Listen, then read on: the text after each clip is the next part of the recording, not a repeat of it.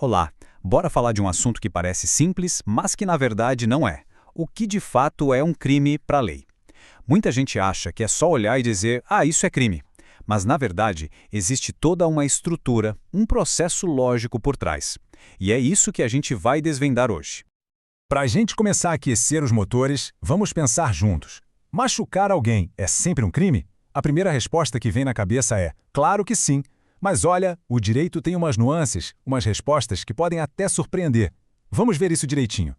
E para a gente entender essa lógica, o nosso caminho vai ser bem direto. Nós vamos passar pelos 3 pilares que sustentam a ideia de crime.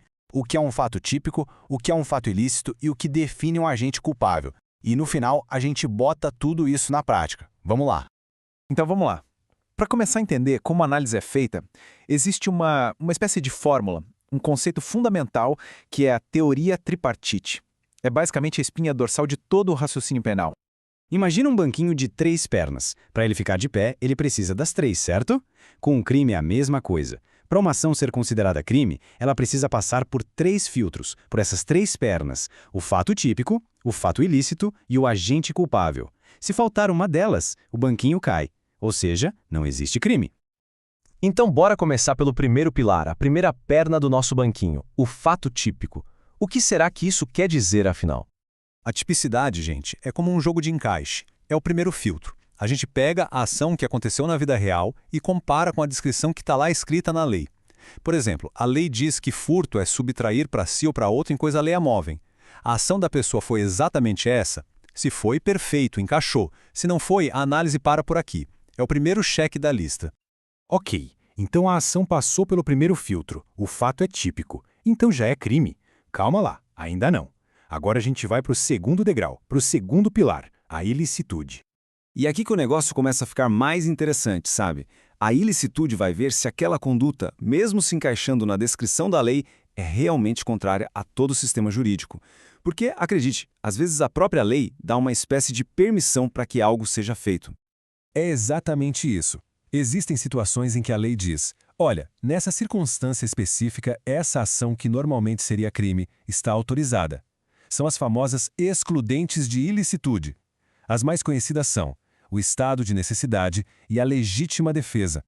Para a gente diferenciar bem, o estado de necessidade é quando alguém reage a um perigo, a uma situação. Imagina arrombar uma casa vazia no meio do nada para se proteger de uma tempestade violenta.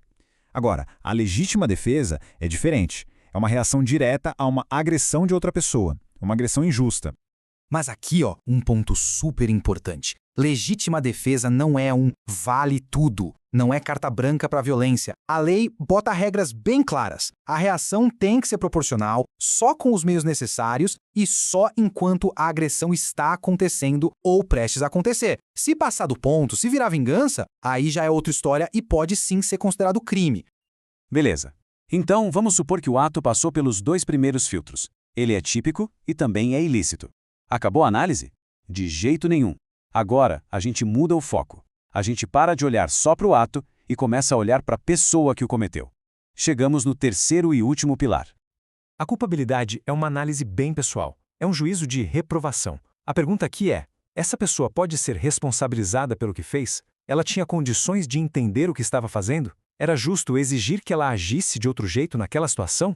É o filtro final. E a própria lei já aponta alguns casos em que não dá para responsabilizar alguém. É o caso de menores de 18 anos ou de uma pessoa com uma doença mental que impede totalmente de compreender a situação, ou até alguém que agiu sob uma coação irresistível, uma ameaça muito forte. Nesses cenários, mesmo que o fato seja típico e ilícito, falta a terceira perna do banquinho. E se falta, como a gente viu, não há crime. Tudo bem até aqui? Essa é a teoria. Mas nada como um bom exemplo prático para fazer tudo isso se encaixar de vez na cabeça, né? Então, vamos ver como esses 3 pilares funcionam na vida real. Vamos pegar como exemplo o crime de ameaça. O que a lei diz sobre isso? Tá aí, no artigo 147 do Código Penal. Essa é a descrição abstrata, o molde com o qual a gente vai comparar a ação real. E agora, a gente aplica nosso checklist de 3 passos. Primeiro, fato típico.